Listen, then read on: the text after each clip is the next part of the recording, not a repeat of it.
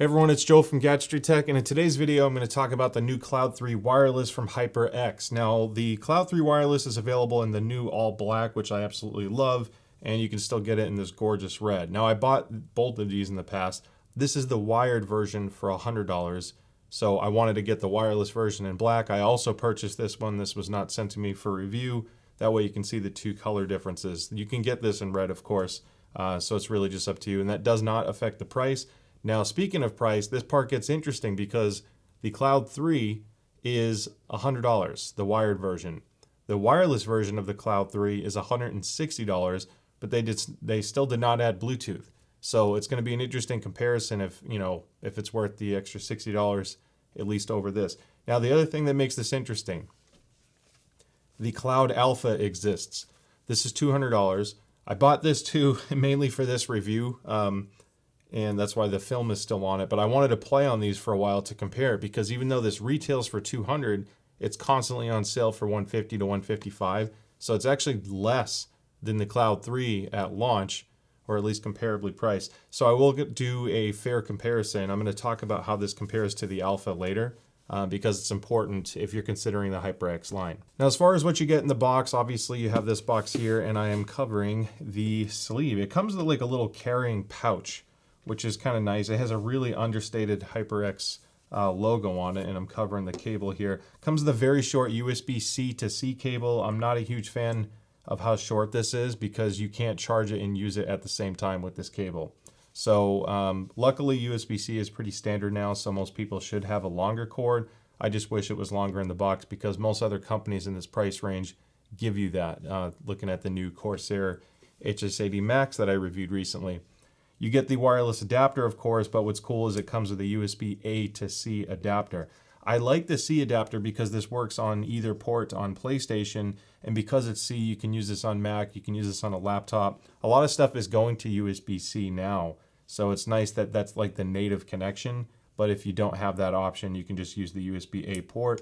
And if you use the USB-A adapter, this does still work on your PlayStation as well, of course on Windows, so full compatibility there. All right, so before I get too far down the technical side of the review, I want to cover some basics for what it can and cannot do, some features, etc. So the battery life to me is the first standout, which is mega. It has 120 hours of battery life. There's no RGB. When you compare it to something like the Corsair HS80 Max that came out, if you turn off the RGB with that one, it's 60 hours. So even in a best case scenario among another high performing headset in this price range, this is a pretty ridiculous total operating playtime. So now when it comes to features, there are a couple things that are missing at 160 that I wish it had. It does not have Bluetooth. Not even a lack of simultaneous Bluetooth.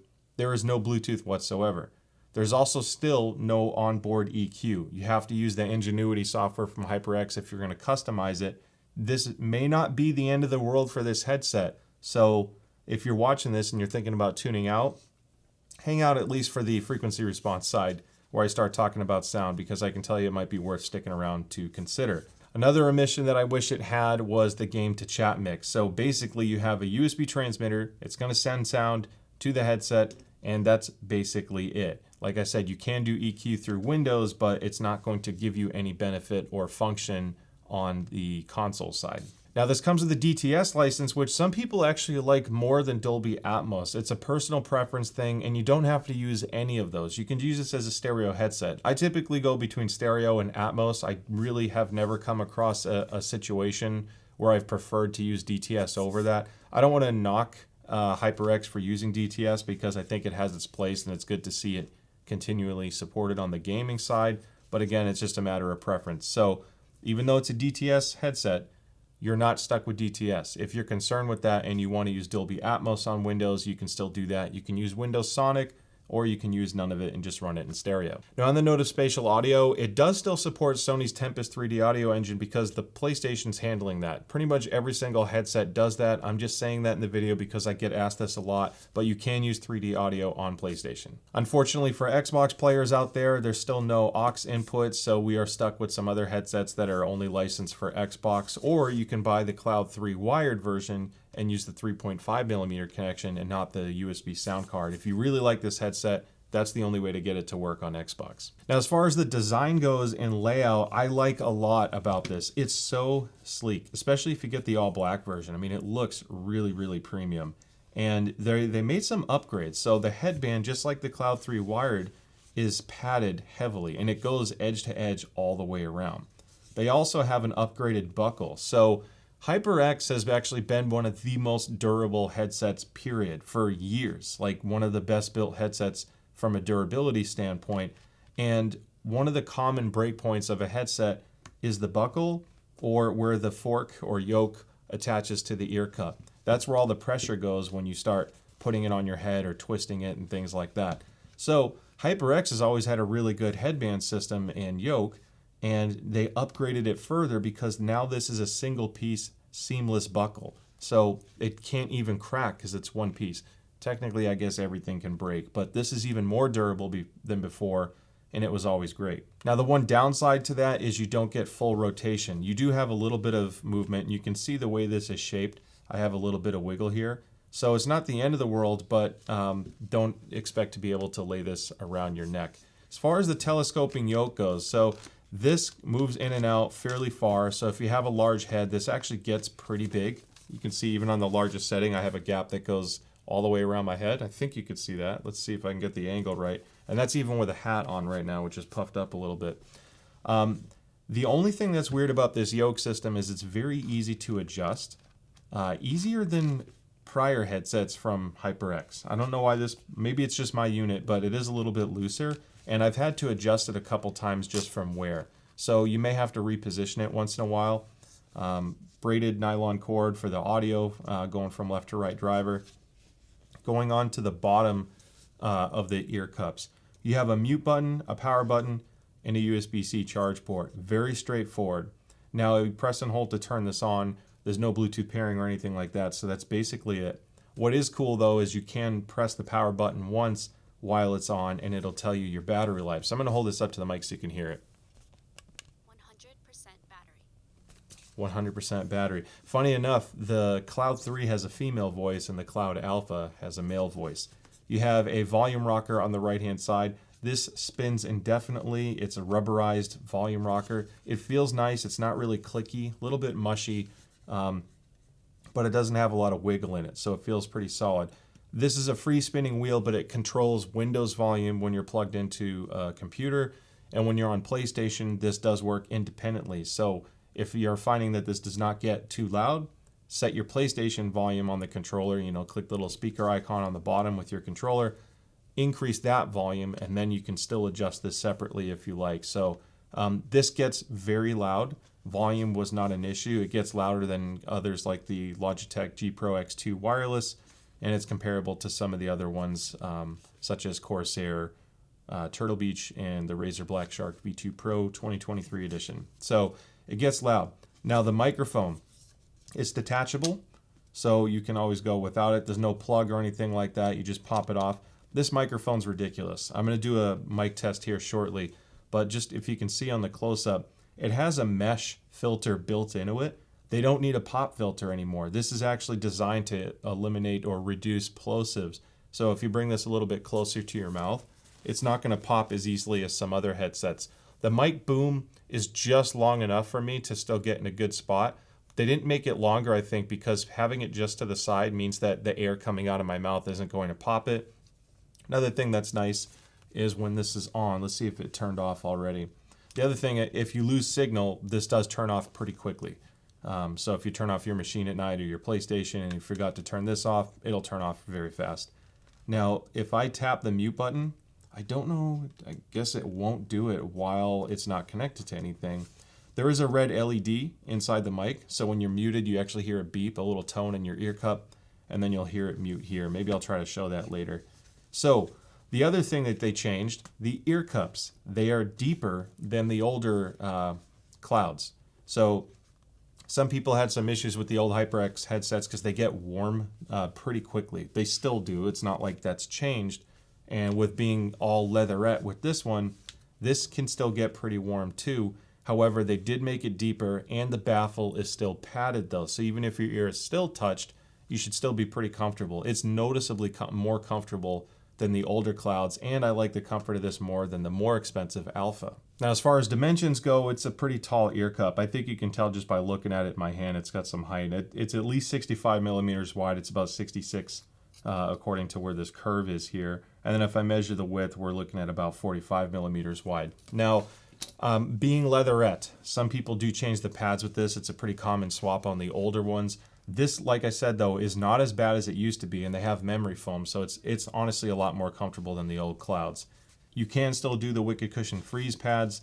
These have a universal lip on it. This fits a lot of different headsets. It fits the old Cloud, and because HyperX is nice, it fits the new Clouds as well. So you can always pop this off. This still has the leatherette on the outside, as you can see, but now you have a sport fabric on the inside, and there's a gel memory foam combo. It does affect the sound quality. I'll show you how it changes the sound later, but if you are concerned with it, just switch to these, and you can still have a pretty good headset otherwise, just with a more comfortable pad for long term.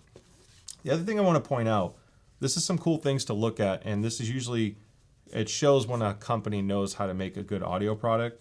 There is a nice vent right here, meaning that they're actually taking into account the acoustic properties of the driver cup. They actually redesigned this driver cup. I love the new cups compared to the old Clouds. I think this one looks better. But these vents are helping them control the sound and kind of dial it in for how they want it to sound and perform. The other thing I want to show you is the driver baffle is angled. And what this does is it puts the sound stage just slightly forward. Instead of completely left and right, having it more forward interacts with your pinna, your ears, cartilage, in a better way. And to me, that helps with imaging, and the sound stage just sounds more natural. So we're going to get into sound shortly, but I want to talk to you through the mic so you can hear what that sounds like. All right, so now I'm talking to you on the Cloud III microphone. On a wireless headset, this microphone sounds pretty damn awesome. They really did a good job improving it, and when they said it had a 10 millimeter capsule on the mic, that is a dead giveaway that it's going to have some more warmth and body to it.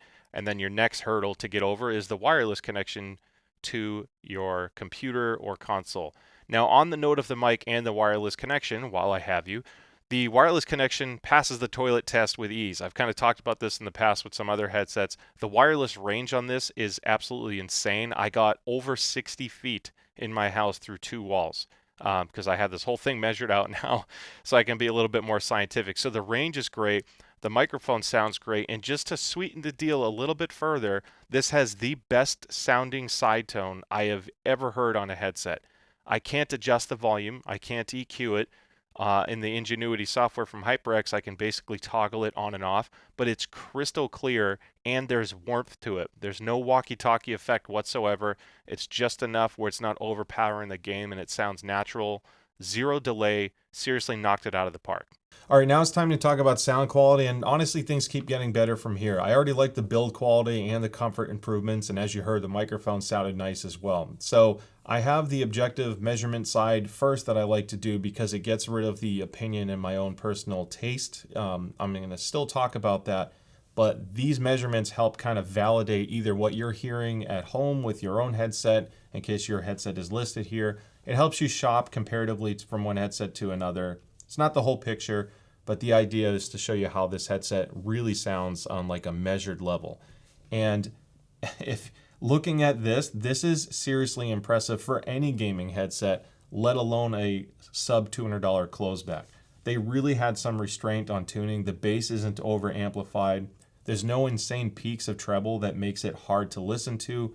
If I had to critique it in any way, it's when you look between 2 to 6K, it's slightly recessed. Now what that means is it's going to sound a little bit darker and less forward than something like the SteelSeries Nova 7 or the Turtle Beach Stealth 700. It sounds closer to the Logitech G Pro X wireless, which and I guess even the HS80 Max. A lot of people are starting to gravitate towards that sound profile because it's less fatiguing on your ears. I've been a huge advocate for this kind of sound profile because if it's too extreme, especially in the 4K region, it can eventually hurt and cause some fatigue, or you just end up turning the volume down. So thankfully you can always EQ it, but even without EQ, this is seriously insane. I've never measured anything under 200 that was wireless that measured this good out of the box. The reason why I'm emphasizing this is if you are playing on console, a lot of headsets don't EQ at all anyway, But this allows you to just plug in on console and honestly have a great sound. It still works exceptionally well for footsteps. It's still going to be immersive because the bass is there, but it sounds kind of natural. And you can even just plug this in and listen to music or watch a movie, and this kind of measurement's great. The other thing I want to point out with this chart is the driver matching. So right now I actually have the left and right driver overlaid with each other, and they are very close. And that's really important for positional accuracy and imaging performance because you don't want something to sound off as it goes from right to left. You want to make it easier to track. So I want to put this in perspective. So we have the Cloud 3 wireless. So let's look at a few other popular ones here. Now I have the HS80 Max that I recently reviewed, and that's the yellow line. And the HS80 Max has a very similar like 3 and 4K region. You can see that looks very close to each other. But the HS80 has more bass in the 200 hertz region. It's just a little bit more forward. I don't want to say muddy, but it does sound more muddy or heavier than the new Cloud 3, which just frankly still has great bass, but it sounds very clean.